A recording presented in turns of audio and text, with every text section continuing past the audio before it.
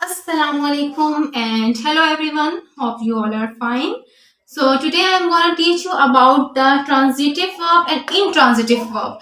In my previous video I taught you about what is verb, the types of verb और ये भी verb के कुछ types हैं जिनके बारे में आपको बताऊंगी कि transitive verb क्या है और intransitive verb क्या है. और अगर आपने मेरी previous video नहीं देखी ना तो पहले वो जाके देख लें ताकि आपके concepts जो है वो clear हो जाए कि verb क्या है और वर्ब की टाइप्स क्या है. अब ये फर्दर जो है ना नेक्स्ट है ट्रांजिटिव और इंट्रांजिटिव वर्ब क्या होता है, इसके बारे में आपको डिफरेंस बताऊंगी. Requires are direct object. इसमें क्या होता है कि हमें डायरेक्ट ऑब्जेक्ट मतलब कि जो चीज है, ठीक है, जिस चीज के बारे में जिक्र हो रहा है हमें डायरेक्ट ऑब्जेक्ट की जरूरत पड़ती है. Requires are direct object. अब इसमें हमें डायरेक्ट ऑब्जेक्ट रिक्वायर है, हमें उसका सेंटेंस का मीनिंग कंप्लीट करने के लिए ना डायरेक्ट ऑब्जेक्ट की जरूरत पड़ती है. बट इन इंट्रांजिटिव वर्ब में we do not require a direct object.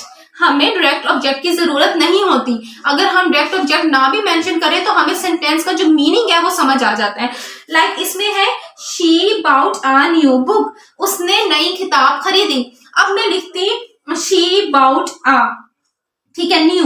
For example मैं सेंटेंस लिख देती, मैं बुक ना लिखती, शी बाउट अ न्यू. अब उसने खरीदा, लेकिन क्या खरीदा वी डोंट नो कि उसने खरीदा क्या.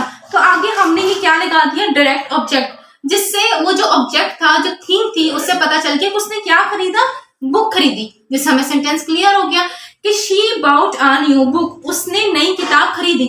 और बाउट जो होता है ना, आप मे भी आप लोगों के माइंड में ये भी आता होगा कि बाय क्यों नहीं लगा. ठीक है, बाय हमेशा उसके लिए लगता है जैसे मैं कह रही होती I am going to buy some books. मैं जा रही हूँ कुछ बुक्स खरीदने, मतलब मैं जा रही हूँ ना, तो अभी प्रेजेंट है. ठीक है, तो तब आएगा बाय. मैंने इधर बाउट वर्ड क्यों यूज किया कि ये हो गया काम, उसने बुक नहीं खरीद ली है. She bought a new book. उसने नई बुक खरीद ली है. ठीक है, तो do not require a direct object. इसमें क्या होता है कि हमें डायरेक्ट ऑब्जेक्ट की जरूरत नहीं होती जिसके लिए सेंटेंस कंप्लीट हो. लाइक फॉर एग्जांपल मैंने लिखा द बर्ड फ्लू. चिड़िया उड़ गई. अब मैंने आगे ऑब्जेक्ट नहीं लिखा तो भी हमें समझ आ गया ना, चिड़िया उड़ गई, फ्लू उड़ गई. ठीक है, द बर्ड फ्लू, चिड़िया उड़ गई. तो ये क्या है, इंट्रांजिटिव वर्ब है जिसमें हमें डायरेक्ट ऑब्जेक्ट की जरूरत नहीं होती.